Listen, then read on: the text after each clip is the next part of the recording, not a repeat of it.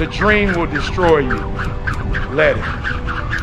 All men are created equal. Some work hard in preseason. When I went to college, guys were way smarter than me. 4.0s, 3.0s, they went to the Ivy League high schools, came to Oakwood from these great high schools. Most of them are not doing what I'm doing. Why? Because it's not about where you come from. It's about heart. You gotta let your dream destroy you. You gotta give everything you got. No excuses. This is your opportunity to blow up. If you really want your dream bad enough, if you really want to go where you say you want to go, if you really want to do what you say you want to do, you have to let your dream destroy you. You have to let your dream break you down, because that's the only way that you're going to be built back up. The version of you that you are right now is a blessing, but it won't take you to the next level. What got you here won't take you there. So let the dream destroy you, tear you down, redefine you, build you back up, make you stronger. The first version of Eric Thomas would never be able to stand in front of you guys. The first version of Eric Thomas, the high school dropout, that guy would have never been able to stand here and help you. I had to destroy that Eric Thomas. See, your problem is you talk a good game, but at the first sign of adversity, at the first sign of a setback, at the first sign of a hiccup, at the first sign of something not going the way you thought it should go, you quit. Let the dream destroy you. Let it strip you. Let it remake and mold you. Don't be afraid.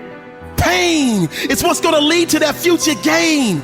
You gotta let your dream destroy you. You gotta give everything you got. To be able at any moment to sacrifice what we are for what we could be. I don't do well in math. You're right. You ain't never studied. I'm not good in writing because you have never written before. But I dare you to fail in writing for a whole year to see if you can get to the end.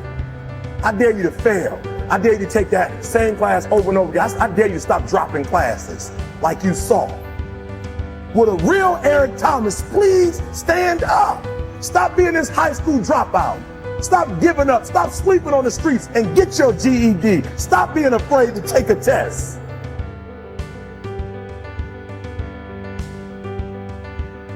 Stop being afraid to go to college because your daddy didn't go and your mama didn't go. Stop being afraid and be the best Eric Thomas you can be. But listen to me, it's going to be hard. It took me 12 years to get a 4-year degree, but I got it. And guess what? On a degree, it don't have dates. So if it took you 4 and it took me 12, it don't show up nowhere. I need you to study like you've never studied before. I need you up all night long studying, getting about 3-4 hours here, hour and a half here, 2 hours here. You hear me say this all the time. For some of you, this is it. And even you say, Eric, look, man, you don't understand. If I put everything in, I'm still going to get a 1.0. I'm telling you to do it anyway because, you know, I told you I flunked English 3 times like when I was in college, right? Flunked it the first time, and I quit when they told me I couldn't pass. The second time she told me, you're going to flunk, I stayed in there anyway. And guess what? As stupid as this might sound, even though you flunk, you learn a new concept, right? So that's 1 or 2 less concepts I got to learn the next year, right? And finally, that 3rd time, I clept it, which means you just take a test. And I took the test and I passed it. You don't get it. You have to give everything you got to get what you want. You have to give everything you don't even realize you have to get where you're trying to go. Don't you get it? When you do what they want, you will have what they don't. When you do what they refuse, they won't have the options that you get to choose.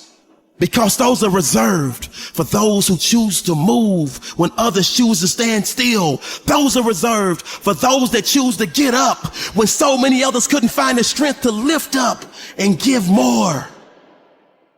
And when you get to the point where all you want to do is be successful as bad as you want to breathe, then you'll be successful.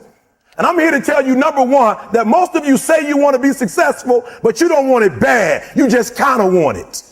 You don't want it badder than you want to party. You don't want it as much as you want to be cool. Most of you don't want success as much as you want to sleep. Some of you can make sacrifices when Monday Night Football is not on. You can make a sacrifice. But when the game come on, for some reason, you just attach to it. You can make sacrifices on Sunday when ain't nothing going on.